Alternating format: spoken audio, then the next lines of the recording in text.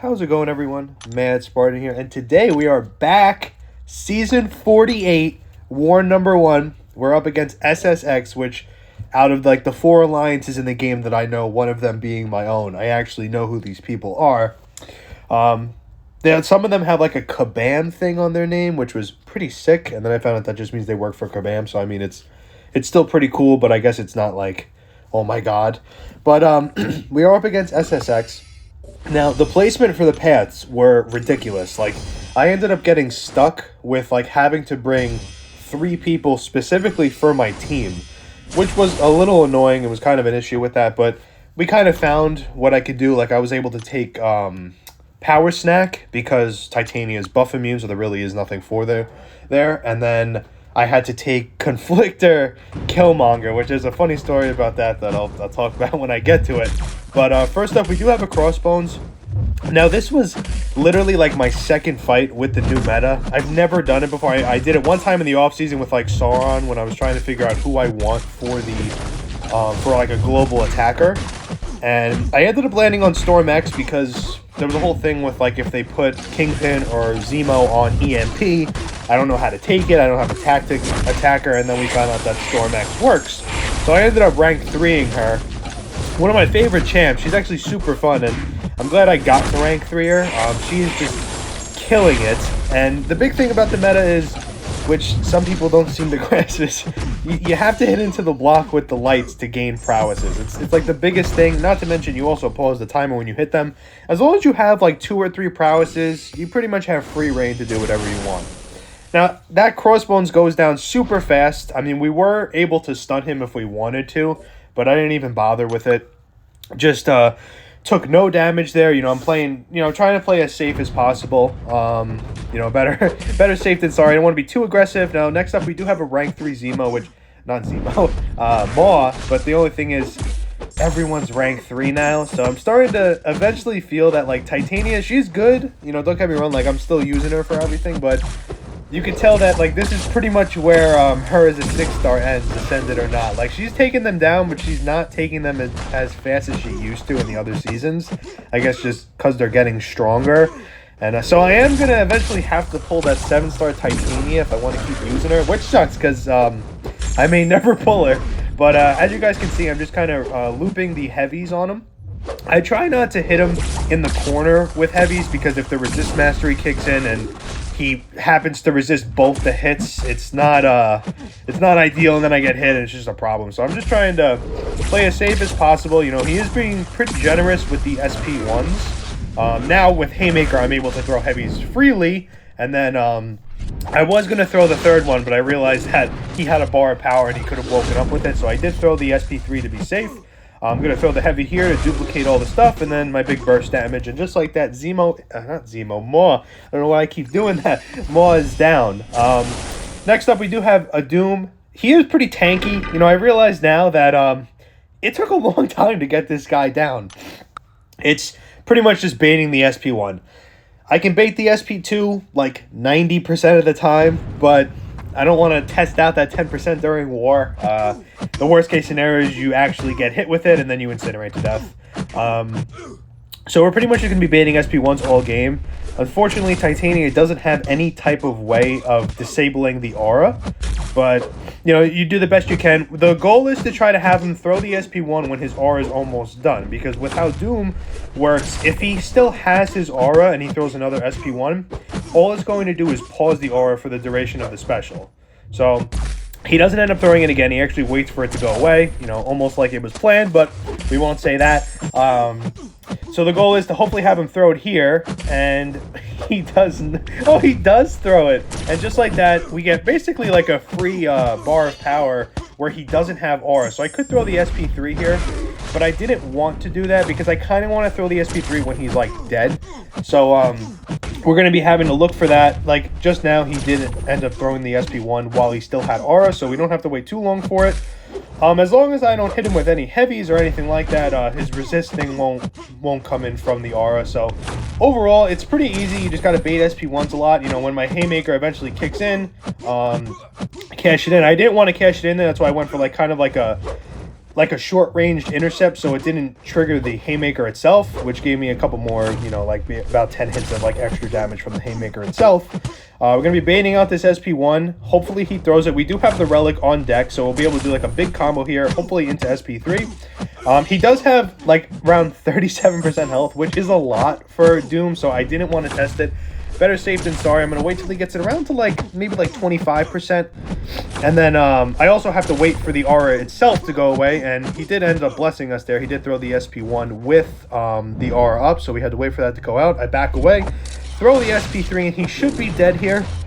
Whatever health is remaining, we're going to rush in here and basically like destroy it. And just like that, Doom is down, which is an amazing thing. I'm feeling good, you know. You know, I just came out of retirement. You know, I'm feeling a little tense from the season. But, of course, who's going to greet me at the door? None other than EMP Domino, the most notorious fight on this goddamn path. Had a problem with it last season, with or without the Rooted. You know, she turns off everything. She can be stingy with her specials. So it doesn't matter about any type of meta. She's just always going to be solid here. And, you know, the later we get into the seasons and the higher alliances that we play, you're eventually going to fight a SIG 200 rank 3 Domino. I don't think this one definitely wasn't SIG 200, but she was high up there. So as you guys can see, I do go with the regen gray boost because I do want to negate some of the critical failures in the beginning of the fight. So as you guys can see, like, she's at 90% health and I'm still at 100. So whatever critical failures I got, I am able to counteract them. And with this, I'm pretty much going to be hoping to get to the SP2. Now, it happened to me a lot when I played 2 seasons ago. There's a lot of times she'll take away your aura. So if she takes away your aura, she's actually taking away the shock. So what ends up happening is you're in the middle of the combo, you'll throw the heavy, and she won't get stunned. She'll just stand there, and then you'll end up getting slapped in the face with a 5-hit combo. It is not pretty. I don't recommend it to anyone. And the only downside is now I don't know what to do here. Now I can, you know, try to hold the heavy to get the shock, but if I end up getting hit, it's a big issue. So I'm going to be holding the super on deck, and if I don't see it taken, like as you can see there, it did get taken away, but I was able to get the SP2 off faster, which is, thank God, because that would have been horrible. Because pretty much with how this fight works is you pretty much have to be on point all game, because if she happens to hit you at all, you pretty much lose all your health. The critical failures aren't too bad. It's only 431. I think it scales with class disadvantage, but I'm not entirely sure. I know most Awakenings do, but that could be an exception for her. Who knows? She is getting lucky a lot. You know, we're just kind of biding our time. I start to bait on the other side of the screen, which was a little bit of like an improvement that I found like during when I was taking a break. I was kind of watching my videos and seeing what I can do differently for this fight, because I know it's going to be here every season. And the thing that I found is I kind of start baiting the specials on her side of the screen, because it gives, you know, me more options to keep backing up, and it also gives her more options to throw the specials. So I start baiting at the SP1 and hope that it's enough for me to actually get her to throw it. So as you can see here, the fight is in full control. She's at 1%. I do throw the SP1 here, hoping it kills. 1 crit would have been enough, but it didn't crit at all. Still got the kill, and I was more than happy about it. Next up, we do have Power Snack Onslaught. Like I said, if you have a buff immune, there actually is no node. The only node that you have to be worried about is the Power Sting itself. But the thing with the Power Sting is, if Titania is throwing her SP3 to get Haymaker, or of course she throws a special while in Haymaker, it actually doesn't take any damage from the Power Sting itself, which is a big thing, especially with the interaction of when you don't have Haymaker and you throw the SP3. I guess your Haymaker comes out first before the Power Sting can sting you, I guess. So she's pretty much resistant to every single thing. And I just realized here, like now that I'm looking at it, I believe I popped an indestructible boost, and then I just realized that I cashed it in for 2 hits already, because with Titania, if she gets hit while in Haymaker, it still counts as using your indestructible charges. which is kind of crappy in my opinion, but I guess, you know, you can't give her everything. She already has a built-in indestructible, so I'm not going to complain too much about it. And as you can see here, he purposely like walked up and threw like a quick jab, so in case I felt like I was safe with one indestructible charge, he took that away from me real quick. But my favorite fights, you know, are the ones where you lose your indestructible charge right at the beginning of the game. I did sit in the duel for a really long time and practice the dexes. It's definitely an important part of it. As long as you can dex the SP1 and of course with the buff immune, there's literally nothing else to the fight. It's just playing it really slow. We do have the relic to basically push him to the other side of the screen. We are always baiting the SP1. We don't want anything to do with the SP2.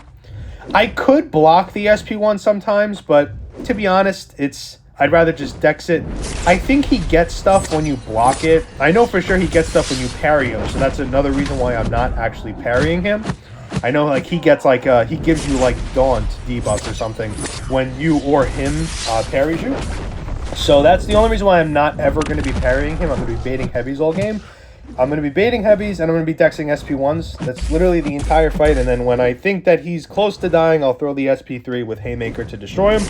I could have thrown, like, the SP3 earlier into the fight, but to be honest, I had a good rhythm going. I wasn't nervous at all, so, I mean, I did get clipped there, but it wasn't out of nervousness. It was just a miscalculation, clearly. But, like, I wasn't nervous at all, so, I was just holding on to it for safekeeping, in my head, I'm just going to gradually get him down with basic attacks, and even with the powers thing, I'm going to be willpower regenning a lot of health back.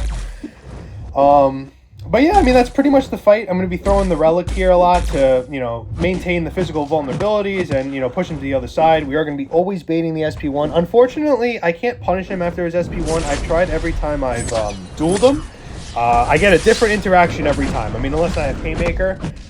Sometimes he parries me, sometimes he dashes back and throws a light and hits me, sometimes he just runs away and complete, and other times he dashes in and I win the intercept. It's too tricky. I definitely don't want to get parried. On top of, getting hit with a 5-hit combo, you're also giving him a Daunt passive, which is not something that you want. So I'm pretty much just playing it safe here. I'm going to be calling this relic in soon. He is on the other side of the screen, so we're in full control. He doesn't have a bar yet, so pretty much just hit him with a 5-hit combo, calling in the relic. I'm going to be holding my Haymaker, hoping that he throws the SP1 immediately. I do have the crush debuff, so I have to know that I can't block specials, but what I found was easier is if I never block his specials, I don't have to worry about the crush debuff, because as long as I'm constantly only hitting him when I have Haymaker and, only intercepting, I don't have to worry about this, spontaneous crush debuff. At 27%, I do feel like he's pretty much down. Throwing the heavier to duplicate debuffs, got up. He was still holding block because of the defensive debuffs, and just like that, he was done. Now, that is where my war ended until I woke up the next morning and saw that other battle groups were having a tough time with the Killmonger. I've been hearing about this notorious Killmonger Conflictor node. Didn't know anything about it. I kind of looked at it for like 2 seconds. It was like, I believe StormX could take it. No one really believed that because the fight was too hard. But I'm telling you, when I visualize a fight, I feel like I could take it. So they said, all right, you take it, whatever. I know people were watching me. Some people were probably hoping that I would die to it, but that's besides the point. Pretty much took my time here. The biggest thing is that I started with the gray regen boost. That is like the biggest thing about it. On top of Storm pausing the timer, I have to build them up through block. You don't want to parry them, obviously, because it's Conflictor. I do believe the interaction works with Storm X, though, is that you can parry when they have Conflictor, and it's going to take away the stun, probably give them power, and then it's going to passively stun them. So as you can see, he's being pretty aggressive here. We need to wait for him to dash back so I can build my passive prowesses. Unfortunately, I keep dexing, so I'm going to be holding block at all times, because the only way I'm gaining my indestructibles is that I can hit his block. So if he throws the SP1, unfortunately, you won't be able to do that, or I'll just have to wait out the Unstoppable. But as long as I keep baiting out the SP2s, there's literally nothing stopping me. I only begin to hit him when I have three or more prowesses. He does have the SP1 here. The relic does come in clutch a lot of times to extend the combo so I can put him to his SP2. If he throws the SP1, the game pretty much ends. But to be honest, it's pretty simple to make it so he doesn't throw the SP1. It's just holding block. I mean, Some AIs just throw it into your block, but Killmonger, in my experience at least, you know, knock on wood, has not been an AI that throws specials into block. I mean, Nick Fury does that, a couple other people do that, but Killmonger has never really been someone that does that in as long as I've been playing. Now, with this fight, you can pretty much go any way. You can throw the SP1 with Storm because they're all passive debuffs, so it's not going to trigger Conflictor. But with me, I know that I was playing it a lot slower. I would have preferred to keep doing the SP2. I didn't have like big boosts on because the war was already lost, and not to mention, I was so confident she was going to take the fight. I didn't even need the big boost. So it was a mixture of things. But I remember saying that it's so easy that she could take the fight, but no one believed me. You know, some people were just hoping that it wouldn't work out. But I do have 5 prowesses here. Now, the big thing is I'm going to be trying to throw the SP2 when he's under a bar or just about getting 1 bar. Because even with the worst RNG possible, Conflictor and all the debuffs, he's only going to get like a bar and a half. He's never going to gain 2 bars from it. So obviously that was calculated. But it was pretty simple. You know, I'm going to be baiting the SP2. I'm sorry. I'm literally trying to keep up with the fight because it was just so awesome to watch. I dueled him a couple times and didn't get reverberation, so I was kind of caught off guard when I realized I was getting like big reverberation damage from him, because I don't think like she in essence makes contact because it's like the staff. I guess the lights do, but I don't know. I guess I miscalculated that. I do feel the SP2 a little aggressive here, but like I said, I know for sure it wasn't going to give him 3 bars, so, you know, if you were to think that I did it by accident, it wasn't the case. Just like that, we have the fight fully under control. There's literally nothing wrong here. Going to be holding block here, always hitting into his block to gain prowesses. On top of pausing the meter, we are in full control of the fight. I did have to dex, so I only have 1 prowess, but to be honest, with the 5-hit combo with the meter pause, SP1 here, big crit for 20,000. Just like that, Conflictor Killmonger down. I was killing it. I was so happy because at the time we didn't know who was going to take it. We didn't know who the counter was, and I was so glad I was able to show my battle group that I still got it and I didn't lose any of my skill in my retirement. But that was a big win for me, at least. And you know, most of my alliance members were ecstatic when they saw me do it. It was good. Those are the moments in the game that I live for. You know, try not to be as stressed as I used to be. You know, I've started to take a step back in essence. Like, I made the mistake of checking war the next day, which was my complete mistake. I should not have done that. For future, clear my path, be done, make my video, and then let you guys see how amazing I am. But yeah, I hope you guys enjoyed the video. By the time of this recording, there's like 4 hours left in the war. We did lose to SSX, but to be honest, it was a learning experience. We're all learning the meta at our own pace, and overall, you know, we're not doing horrible. But yeah, I hope you guys enjoyed the video, and I'll see you all in the next one.